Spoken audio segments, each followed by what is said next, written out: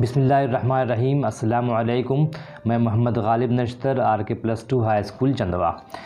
بچوں 11ویں جماعت میں ہم نے اس سے پہلے داستان پڑھ لی ہے، طنز و مزاح کا مطالعہ کر لیا ہے، افسانہ پڑھ لیا ہے۔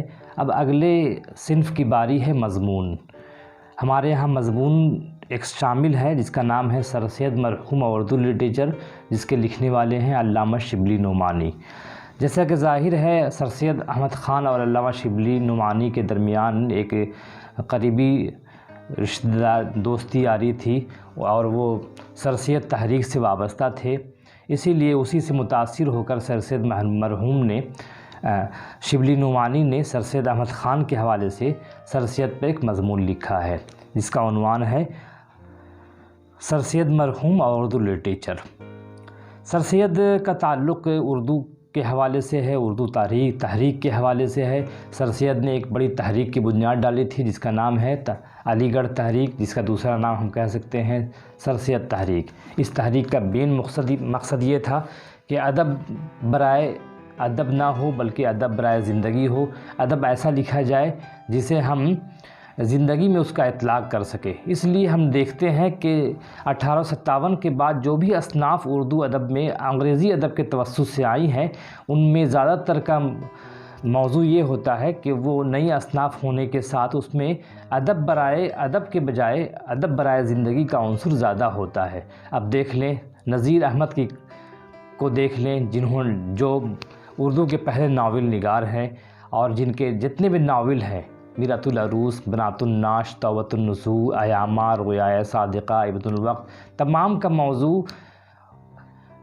کا موضوع ادب برائے زندگی ہے، یعنی ایسا ادب لکھا جائے جس کا زندگی پر براہ راست اثر پڑے۔ اس کے علاوہ دیکھ لیں شبلی نعمانی کو، شبلی نعمانی نے موازنہ تنقید کی بنیاد ڈالی، موازنہ تنقید اور موازنہ یعنی سدبیر انہوں نے لکھ کر اس کی مثال قائم کی۔ اس کے بعد آتے ہیں خواجہ الطاف حسین حالی کی طرف، تو الطاف حسین حالی نے تنقید کی بنیاد ڈالی۔ انگریزی ادب کے اثر سے جو تنقیدیں لکھی جاتی تھی اس پر انہوں نے مفصل کتاب لکھی جس کا نام ہے مقدمہ شعر و شاعری۔ اس کے علاوہ سوانح نگاری کی بنیاد بھی حالی نے ڈالی، حیات سعدی لکھ کر، اس کے بعد یادگار غالب لکھا، حیات جاوید لکھا۔ پھر آزاد کی طرف آتے ہیں تو محمد حسین آزاد نے نظم نگاری کی بنیاد ڈالی انجمن پنجاب کے حوالے سے۔ اس کے علاوہ انشائیہ نگاری، نیرنگ خیال میں انہوں نے جو انشائیے لکھے ہیں وہ بھی مارکے کے انشائیے ہیں۔ کل ملا کر دیکھتے ہیں کہ سر سید تحریک نے اردو ادب کو کافی اہم اصناف دیے اور جن کا سہرا سر سید احمد خان کو جاتا ہے۔ سر سید احمد خان کے حوالے سے جو شبلی نعمانی نے جو زندگی ان کے ساتھ جو وقت گزارا اس کو انہوں نے اس کتاب میں اس مضمون میں بیان کیا ہے۔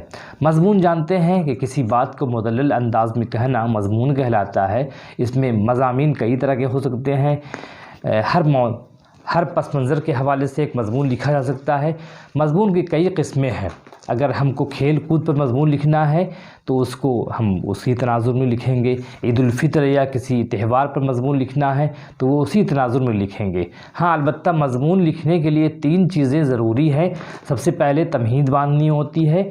کسی بھی مضمون، جیسے ہم عید پہ مضمون لکھتے ہیں تو عید پر مضمون لکھنے سے قبل ہم رمضان شریف کے بارے میں بتائیں گے، ہلکا سا تاثر دیں گے، اس کے بعد ہم عید کی طرف آئیں گے۔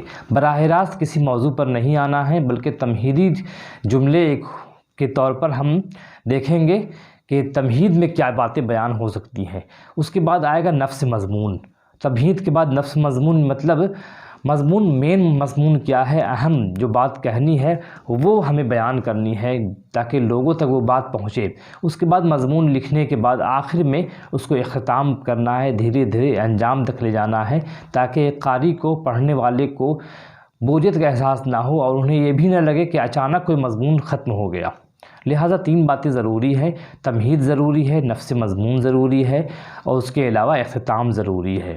اور مضمون میں اگر کھیل کا مضمون ہے، کھیل کے حوالے سے لکھا جا رہا ہے تو اس میں وہی باتیں آئیں گی۔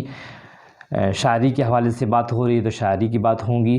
تو اس مضمون میں جو شبلی نعمانی نے لکھا ہے سر سید کے حوالے سے، سر سید مرحوم اور اردو لٹریچر، انہوں نے اپنا نظریہ پیش کیا ہے کہ سر سید کیسے تھے، ان کا انداز کیسا تھا۔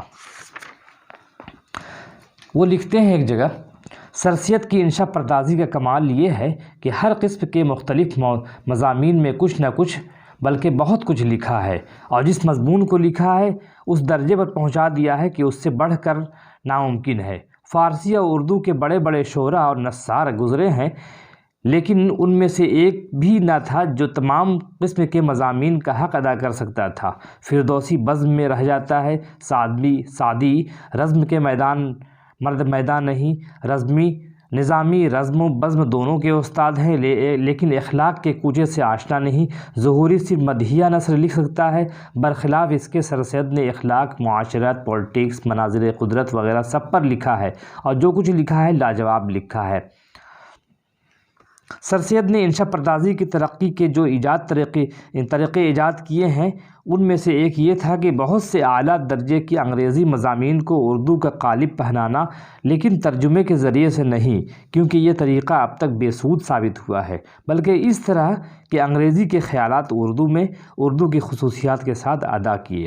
امید کی خوشی کا مضمون، جس کے ہم نے بعض فقرات اوپر نقل کیے ہیں، دراصل ایک انگریزی مضمون سے ماخوذ ہے۔ انگریزی میں ایڈیشن اور اسٹیل دو بڑے مضمون نگار گزرے ہیں۔ سر سید نے ان کے متعدد مضامین کو اپنی زبان میں ادا کیا ہے۔ سر سید کی انشا پردازی کا بڑا کمال یہ ہے کہ اس موقع پر جہاں معلوم ہوتا ہے وہ کسی علمی مسئلے سے بحث کرتے ہیں۔ اردو زبان چونکہ کبھی علمی زبان کی حیثیت سے کام نہیں لائی گئی، اس میں علمی اصطلاحات، علمی الفاظ اور علمی تلمیحات بہت کم ہیں، اس لیے اگر علمی مسئلے کو اردو میں لکھنا چاہو تو الفاظ مساعدت نہیں کرتے، لیکن سر سید نے مشکل سے مشکل مسائل کو اس وضاحت، صفائی اور دل آویزی سے ادا کیا ہے کہ پڑھنے والا جانتا ہے کہ وہ دلچسپ قصہ پڑھ رہا ہے۔ بنیادی طور پر ہم دیکھتے ہیں کہ یہ مضمون اس مضمون کا خلاصہ یہ ہے کہ شبلی نعمانی نے سر سید احمد خان، جو سر سید احمد خان کے نامور رفقا میں سے ہیں، سر سید کے وفات کے بعد انہوں نے مضمون لکھا۔ اپنے مضمون میں انہوں نے سر سید کی جملہ خدمات کا ذکر کیا ہے۔ سب سے پہلے انہوں نے یہ بتایا ہے کہ سر سید کے تمام کارناموں میں سے سب سے اہم کارنامہ یہ ہے کہ انہوں نے اردو ادب کو عشق و عاشقی کے دائرے سے نکال کر اس قابل بنایا ہے کہ اس میں ملکی، سیاسی، اخلاقی ہر قسم کے مضامین لکھے جا سکیں۔ ان کے ساتھیوں اور ہمعصروں نے ان کے اثر کو قبول بھی کیا۔ سر سید نے مفتی صدر الدین آزردہ، غالب، صاحبانی جیسے بزرگوں کی صحبت پائی تھی، اس لیے شروع ہی سے تصنیف و تالیف میں مصروف ہو گئے۔ ابتدا میں شاعری بھی کی اور آہی تخلص رکھا، مگر چل نہ پائے۔ نثر کی طرف متوجہ کی اور سب سے مشہور کتاب آثار الصنادید لکھی، جس میں دہلی کی تاریخی عمارتوں اور اہل دہلی کا ذکر ہے۔ یہ کتاب بہت مشہور ہوئی۔ اس دوران میں غالب نے اردو میں خطوط نگاری شروع کی اور مراسلے میں اپنے انداز بیان سے مکالمہ بنا ڈالا۔ اس طرح سر سید نے جس آسان اسلوب کی راہ نکالی، اس کی سنگ بنیاد غالب نے رکھا تھا۔ 1887 میں قوم کو بیدار کرنے کے لیے تہذیب الاخلاق کے نام سے ایک رسالہ نکالا اور اردو میں اس کے ذریعے صنف مضمون نگاری کو فروغ دیا۔ انہوں نے سادہ اور پر اثر نثر لکھنے کی تلقین کی اور خود بھی اس پر عمل کیا۔ سر سید نے مختلف موضوعات پر لکھا اور خوب لکھا۔ سر سید نے انگریزی اخبارات سے براہ راست ترجمہ نہیں کیا، بلکہ اچھے مضامین کے خیال کو اردو کے قالب میں ڈھال دیا۔ خود امید کی خوشی ایک ایسا ہی مضمون ہے جو ترجمے سے زیادہ تلخیص معلوم ہوتا ہے۔ حقیقت یہ ہے کہ سر سید نے اردو نثر کی ترقی میں نمایاں حصہ لیا۔ اسے قوم و ملت کی نظر انداز نہیں کر پائے گی۔ تو بچوں، ہم نے دیکھا کہ اس مضمون میں شبلی نعمانی نے جو بات کہی ہے سر سید کے حوالے سے، وہ 100% درست ہے۔ سر سید نے تہذیب الاخلاق کے ذریعے استدلالی نثر کی بنیاد ڈالی۔ اس سے پہلے یہ روایت نہیں ملتی ہے۔ انہوں نے انگلینڈ جب انگلستان جب گئے وہ تو انہوں نے دیکھا اسٹیل اور ایڈیشن جو دو لوگ رسالے نکالتے تھے اس میں انہوں نے دیکھا کہ اخلاقیات کو خاص طور سے توجہ دی جاتی تھی. اسی اخلاقیات کو ملحوظ رکھتے ہوئے سر سید احمد خان نے تہذیب الاخلاق نکالا. یہ رسالہ ان کی زندگی میں کئی بار بند ہوا لیکن اب پابندی سے نکل رہا ہے. اس میں انہوں نے خود مضامین لکھے اور اپنے دوستوں سے مضامین لکھنے کی دعوت دی. سر سید کے دوستوں میں حالی، شبلی، محمد حسین آزاد، مولوی چراغ علی وغیرہ خاص طور سے قابل ذکر ہیں. بہت شکریہ.